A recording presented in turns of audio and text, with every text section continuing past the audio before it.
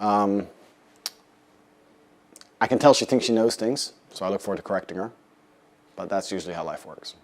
Finally, see? A man that makes an effort. Yeah, my family, we're Caribbean and English. So the Caribbean side's the crazy side? Or, No. the English side's the crazy side? I'd say the Caribbean's the fun side. The fun a bit side? of spice. So you're fun and crazy? Not crazy. I mean, it's the beginning of the day, you can't lie. Do I look like I'd lie to you? Yes. He's a liar. So tell me a bit about you, Andrew. I'm not comfortable opening up too much. Oh, really? Yeah, because, you know, you might work for John Law and the government. No. I have to be careful what I say. Oh, so it's not commitment issues? It's not commitment issues. It's sure? more just like legality issues.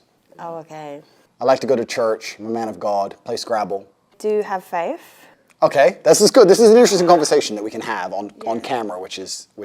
I'd say my personal journey with God is between me and God. So I'm not one of those people that is like, yes, I go to church, or yes, I do this. Don't you think that's a bit like lazy Christianity? No, not really, because for me, I believe in love and I believe in faith, and I don't think it's just one religion that you need to follow. You know, I've got friends that are Muslim. I agree. I've got friends that are Christian. You know, I've got friends that are spiritual, so I don't put myself in one category. I understand and I respect that completely, but don't you think out of respect for God himself, whether you're in Dubai and you go to the mosque or you're in England, you go to the church, you should get up early on a Sunday, despite all the booze, and get up and take an hour out of your life and just show some respect? Don't you agree? No, because everyone's journey with God is personal. You can be a lazy spiritualist, a lazy Christian, you can be a lazy kickboxer, right? I'm a kickboxer, but I don't train. Okay, bro. I understand. You're lazy. It's okay. I'm not lazy. Do you have time for God? Absolutely. That's good. Do you get up early on a Sunday? Completely. That's good. Every single Sunday, of course. That's amazing. And I think that being religious is a beautiful thing, and I think that a lot of people try and say they're spiritual or they're religious in a way, copping out on the 1 hour a week. It just feels a bit lazy to me. I think you can always find an hour a week. Yeah. No, you definitely could. So maybe God sent me here to make you go to church. Maybe. Maybe you're here to enlighten me. Maybe that's why, yeah. Yeah? What kind of man are you? What's the spectrum? I need you to quantify it for me. Who's at the bottom and who's at the top? For me, I'd just say top, like a high-value man. What would you say constitutes a high-value man? A high-value man is someone that is successful financially. Okay. I'd say it's someone that's got a lot of integrity and good morals, that is very well respected, is very sure of himself, but also is a very family-orientated man. That's, for me, a high-value man. Okay, it's fine. I'm high-value, baby. He's very sure of himself. Yeah, so what's a high-value man for you? Pretty much basically what you said. I think a high-value man is a capable man. I think capability can be judged in many different ways, and capability is something which varies depending on the situation. You need a man who is capable of doing lots of different things that he doesn't do very often. You need a man who's capable of being violent when the time appears, of course. You need a man who's capable of making money. You need a man who can kill somebody and hold a baby in the same day. Now, the one man who made a difference 5 times before is about to make a difference again. Only this time, it's different. Who left the fridge open? Tug Speedman, Scorcher 6, Global Meltdown. Here we go again. I'm just going to take a minute just to explain to you guys why Andrew Tate's fans are actually delusional. So let's start off by saying Andrew Tate would actually fall into the category of being a high value man because he's good looking, he's successful, he's in shape, and he would be a protector and a provider. His arrogance, yep, that can just go. But however, he would on paper be classed as a high value man. So for whatever reason, you guys have glorified him and he is the king, whilst you guys are his jesters. So with saying that, Andrew might be the voice for you guys, he's not the representation. He's a small percentage of men because he is actually successful. Whereas average Jack down the road that is comparing their life to him and thinking they've got as many options, that's where you need to reevaluate where you are in your life. And it's not me digging you out, it's just being realistic. Like, average men do not have these options. So Andrew has given you a false sense of reality and you're all delusional. I don't think there's any actual energy exchange. Like, I could wake up the next day and not even remember the name. That's just rude. Well, it's a fact, though. I think most guys... How is that a fact? Can Not a you fact. not do that? So what do you call them when you're having sex with them? Wood holder. No, you do not. No, I don't know. I don't call them anything. You what? I don't really call them anything. Like, if I know their name, I'll say their name. But if I don't, I won't. Like, there's multiple times I'll just have them saved in as brunette ting or blonde Stop it. ting. No, you do not. That's... Oh, my God. That's disrespectful. And does she know that you don't know her name? Why don't you just ask her? Just say, what's your name? Big blonde jugs. Fit brunette ting. Sinead one night ting. Where are you from? Essex. No, like, ethnicity. Oh, my family are St. Lucian, Jamaican, English. So, like, I'll just save you in as Caribbean lengers with nice jugs. Oh, my God. I'm trying to fit 10 things in this two-man whip. Life switch, now I'm young and rich. I'm trying to fit 10 things in this two-man whip. Life switch, now I'm young and rich.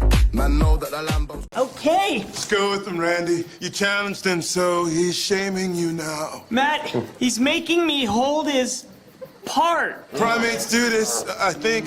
It's very common, maybe. He's showing how non-threatening you are. What? No. Oh, he's peeing on my hat, Matt. He's marking you. The process has begun.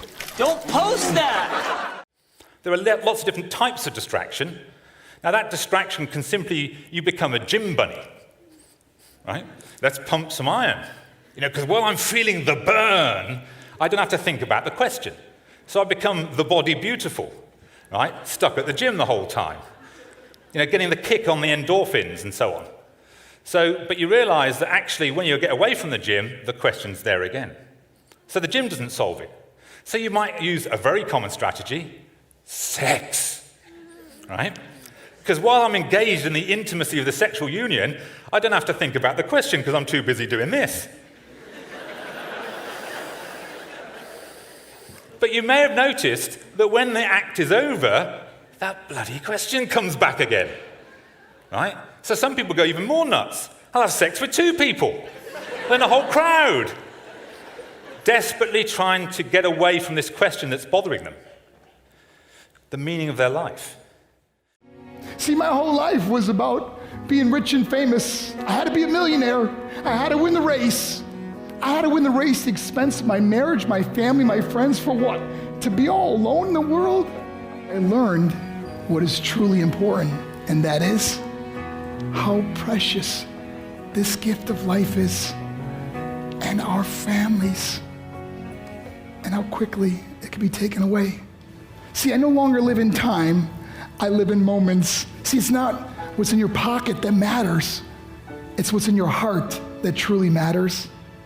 Love is just a word until somebody comes along and gives it meaning. You're the meaning.